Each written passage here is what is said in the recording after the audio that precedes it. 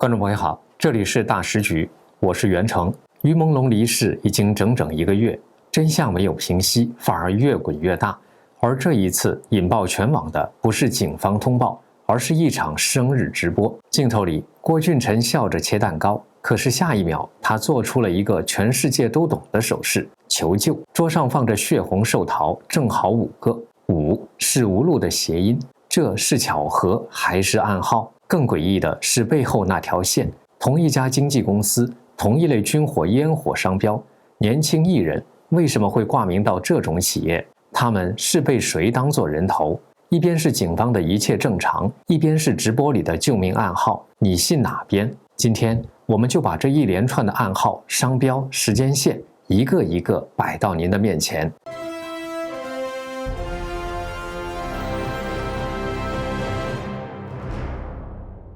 先看直播，张掌，拇指内扣，4指收拢，这个手势全世界。他又比了个6。有人说，在电影里那是求助信号，也有人指出6的2进制就是110。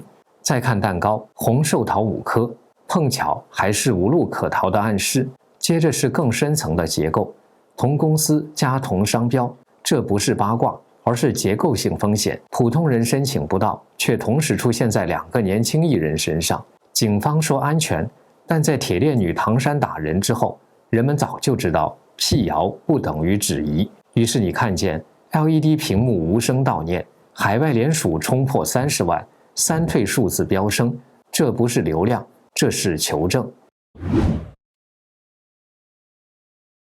这一切的恐慌都源于另一位年轻男演员郭俊辰。可能有些朋友对他不太熟悉，郭俊辰和于朦胧曾经合作过红极一时的网剧《太子妃升职记》。就在10月1号，郭俊辰开了一场28岁的生日直播，本来是和粉丝同乐的开心事，但直播中的几个细节却让无数网友看得头皮发麻。首先是生日蛋糕，工作人员给他准备的不是我们常见的奶油蛋糕，而是一个造型非常诡异的血红色寿桃蛋糕，上面不多不少，正好摆了5颗鲜红的寿桃。在中国语境里，这很不寻常，有网友立刻就联想到了谐音无路可逃。在这样一个敏感的时期，出现这样一个充满暗示性的蛋糕，大家觉得这仅仅是巧合吗？欢迎在评论区留下您的看法。更让人揪心的是，直播过程中，郭俊辰做出了一个疑似国际通用的540求救手势的动作。这个手势就是先张开手掌，然后拇指弯曲，再用另外4根手指握住拇指，代表自己正身处险境，需要帮助。此外，他还比出了一个6的手势，在大陆电影《孤注一掷》里，这也被视为求救信号。更有网友指出，数字6的2进制就是110，也就是中国的报警电话。这些细节被网友挖出来后，立刻在网上炸开了锅。为什么大家会这么紧张？因为网友发现郭俊辰和于朦胧的处境有着惊人的相似之处。第一，他们都是同一家经纪公司的艺人。第二，也是最关键的一点，有网友查出郭俊辰和于朦胧一样，名下都被注册了第13类军火烟火类的空壳公司。这种商标普通人根本不可能申请下来，背后若没有强大的高层背景，想都不用想。这让很多人怀疑，这些年轻艺人的名字可能已经被某些权贵势力拿去用作洗钱或者其他非法活动的人头工具。一时间，郭俊辰是不是被控制了？他会不会是下一个受害者的恐慌迅速蔓延？甚至有大量热心的网友直接向公安机关报案，说郭俊辰可能被绑架，人身自由受到了限制。当然，面对汹涌的舆论，郭俊辰的工作室在10月10号紧急发布了声明，否认他受到任何人身威胁，说一切工作正常，并且反过来报警，控告那些虚假报案的网友诽谤和滥用警力。警方也出面说，已经见面确认郭俊辰是安全的。但是这份声明反而让更多的网友感到怀疑。在经历了铁链女和唐山打人事件后，大家对官方的辟谣似乎已经有了抗体。很多人认为这份声明更像是此地无银300两。郭俊辰事件可以说是于朦胧案引发的巨大社会恐慌的一个缩影。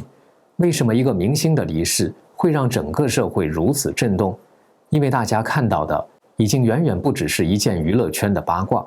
于朦胧的离世就像一面镜子，照出了权力背后的黑暗，照出了普通人在这个体制下的无力与恐惧。网友们说得好，他是被害的我们，我们是幸存的他。当一个有着巨大社会影响力的明星都能如此不明不白的冤世，那普通人的安全又在哪里呢？正是这种人人自危的恐惧感点燃了民众的怒火。尽管于朦胧三个字在中国内网已经成了敏感词，相关讨论被大量删除，甚至有3位民众因为讨论此事被逮捕，但真相的火苗是扑不灭的。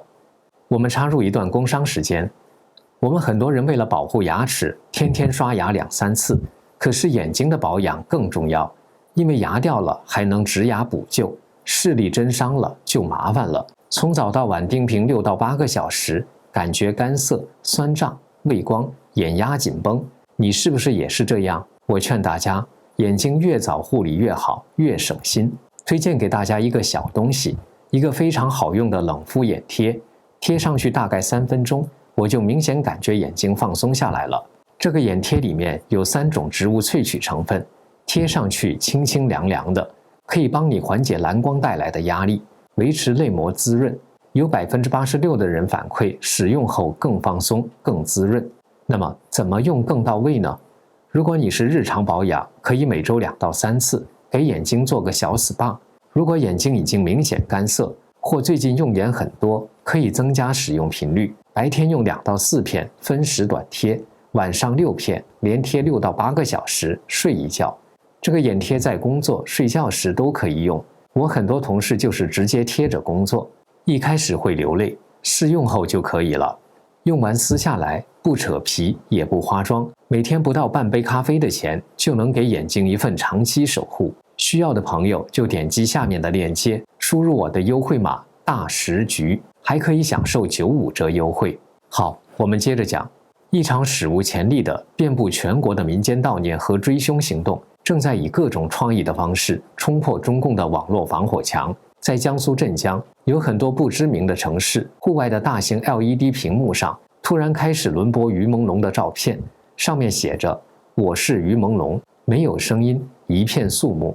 这种无声的抗议，反而比任何响亮的口号都更有力量。在很多城市的3C 产品店里，展示的手机、平板电脑屏幕也全被换成了于朦胧的照片，甚至在一些城市的公车上也出现了悼念他的画面。网友们互相鼓励，一群人、一件事，一起拼，一起赢。在海外，有网友发起了全球联署，要求对于朦胧的离世进行全面、独立、透明的调查。截止到10月12号，已经有超过30万人签名支持。更值得注意的是，这起事件还引发了新一波的退党、退团、退队的3退浪潮。根据全球退党服务中心的网站数据，仅仅在10月上旬，就有超过41万人声明退出中共的相关组织。很多人在声明中表示，于朦胧事件让他们彻底认清了中共的本质，不再抱有任何幻想。民众的觉醒让人看到了希望，而在这个被资本和权力深度捆绑的娱乐圈里，是不是所有人都选择了沉默和妥协呢？并不是。有这样一位影帝，他用自己的经历和坚持告诉了我们什么是风骨，他就是黄秋生。就在10月11号，黄秋生在出席高雄电影节的时候，再次语出惊人。当有记者问他想不想和近年来频繁前往中国大陆发展的台湾影帝吴慷仁合作时，黄秋生毫不犹豫，直接回答：“不会，别害人了。”这句话震撼全场。这既是一种黑色幽默，也是一种极度清醒的表态。他这句话的潜台词是什么？就是告诉大家，和那些靠拢中共的艺人合作，不仅是对自己艺术生涯的玷污，更是可能会连累对方，害了对方。黄秋生的清醒不是1天2天了，他早在1997年香港主权移交的那天就有了不祥的预感。他回忆说：“天色诡异如妖气冲天，我那时就知道香港完了。”他也早就看透了中共的本质，直批他是人治谎治，讽刺北京承诺的50年不变早已成了一句谎言。当然，说真话是要付出代价的，因为公开支持香港的雨伞运动，黄秋生遭到了中共的全面封杀，一夜之间戏约全无，多年零收入。但他拒绝沉默，拒绝低头。在最困难的时候，他转向舞台剧，来到台湾影坛继续创作，凭借着《沦落人》和《白日青春》等作品，拿下了多个影帝奖项，用实力证明了真正的艺术是任何政权都封杀不了的。黄秋生曾经说：“我不是政治人物，我只是讲真话。”他用自己的演艺生涯诠释了什么是宁鸣而亡，不没而生。黄秋生的这份清醒和坚持让我们敬佩，但同时也让我们对于朦胧的遭遇感到更加心痛。黄秋生选择了抗争和离开，保全了风骨。而像于朦胧这样深陷在中国大陆这个大染缸里的艺人，他们可能没有选择离开的权利。当他们想抗争时，面临的可能是万丈深渊。说完黄秋生这样清醒的斗士，我们再回头看看那些深陷于朦胧暗泥潭中的嫌疑人们，他们的日子可就没那么好过了。其中，歌手范世琦可以说是处于风暴的最中心。近日，网上流传出一张疑似范世琦本人微博发文的截图，上面赫然写着：“没错，就是我杀了于朦胧，因为他该死。”这条微博虽然在发出后10分钟就被删除，但早已被网友截图存证。这张截图的真伪目前无法100%确认，有可能是 P 图，也有可能是高压之下的情绪崩溃，甚至是有人故意操作，推他出来顶罪。不知道大家怎么看这个所谓的自白？范世琦之所以成为风暴眼，是因为网上流传的一段疑似事发现场的录音中，有声音在高喊：“打晕了不？”还能听到疑似于朦胧在呼喊：“范小华救我！”范小华是范世琦的绰号。有网友将这段录音送到国外的专业机构进行声纹对比，结果显示，其中的声音和范世琦的声纹吻合率高达99.57%，这几乎是实锤的证据，让范世琦百口莫辩。尽管他的工作室一再否认，并声称要起诉网友，但他的事业已经遭到了毁灭性的打击。范世琦原定10月18号在成都举办的个人演唱会，被曝只卖出了15张门票，最终以艺人健康因素为由紧急取消。他代言的周大福金饰、库迪咖啡等品牌也纷纷与他切割，暂停了所有活动。就连他参演的热播剧《许我耀眼》，虽然只是个配角，但只要他一出场，弹幕上就是满屏的咒骂，网友们纷纷要求删掉他的戏份。很多观众说，他在剧中扮演的那个心怀不轨的金主角色，简直是本色演出，让人感到恶心。除了范世琦，另外2位被卷入的圈内大佬，导演程青松和演员田海蓉，最近也上演了一场互咬的大戏，试图撇清关系，结果却是越描越黑。这2人被网友指认在案发当晚，也就是9月10号，和于朦胧在北京的宝格丽酒店见面，而宝格丽酒店被普遍怀疑是虐待于朦胧的第2现场。为了制造不在场证明，程青松公布了他和田海蓉的聊天截图，证明他们当晚只是在一起吃饭。但田海蓉却反手一击，指控程青松公布的截图刻意删除了一条关键信息。这条信息就是程青松在酒店等待期间曾给他发了一句：“我在处理事情。”这句话在宝格丽酒店这个敏感地点说出来，简直是细思极恐。田海蓉此举被认为是想暗示程青松在酒店瞒着他处理于朦胧的事情，想把自己摘干净。而程青松则解释说，删掉这句话是为了让聊天记录的时间线更完整，因为多了那句话，下面的时间就看不见了。实际上，田海蓉当天稍早公布2人的聊天截图对比图时，同时声明2人9月10号晚就餐时间为7点到9点半左右，并公布了当晚的消费小票和支付截图来佐证。但当时就有网民指出，程青松公布的聊天截图显示，2人直到19点36分还有聊天记录。因此，许多网友指控田海蓉在撒谎，都已经坐在一起吃饭了，为什么还要用手机沟通？程青松在回应田海蓉时，又刻意强调聊天截图中的19点36这个时间点，不得不令人怀疑可能别有用意。随着越来越多的线索浮出水面，网友们根据各种爆料拼凑出了于朦胧生命最后几天的悲惨路径。整个案件可能涉及3个主要现场。第一现场很可能是北京的798美术馆，或者是与之相邻的启浩艺术馆。网传于朦胧生前曾在那里办展览，而最诡异的是，有网友挖出798美术馆在8月15号到9月12号期间突然宣布休馆，而于朦胧恰好是在9月11号凌晨出事。第二现场就是我们刚才提到的北京宝格丽酒店。有爆料说，于朦胧在这里遭到了长时间的囚禁和虐待。事发后，酒店不仅进行了拆除和清洗工程，某个房间被拆除，而且关键的监视器画面也都被洗掉了。有自称是住客的网友表示，当晚确实听到了男人的哀嚎声。这一切的巧合让宝格丽酒店的 Google 评价在短时间内从5星被网友们用负评洗到了只剩1.9颗星。评论区里写满了直的进去，横的出来，入住怕享年37，恐怕怨气很重等言论。第三现场就是于朦胧最终坠楼的北京阳光上东社区，这里距离宝格丽酒店和798艺术区都非常近，从美术馆到酒店再到坠楼的小区，一条龙的作案地点，加上事后迅速的修管、装修、清洗监控，这背后的力量显然不是几个普通人能做到的。说了这么多后续的发展，可能还有一些刚关注此事的朋友不太了解事情的起因，让我们简单回顾一下。9月11号凌晨，37岁的男星于朦胧被发现在北京的住所坠楼身亡。北京警方迅速发出通报，说他是酒后意外失足，排除刑事嫌疑。但这个说法根本无法服众，因为于朦胧有恐高症，这是很多粉丝都知道的。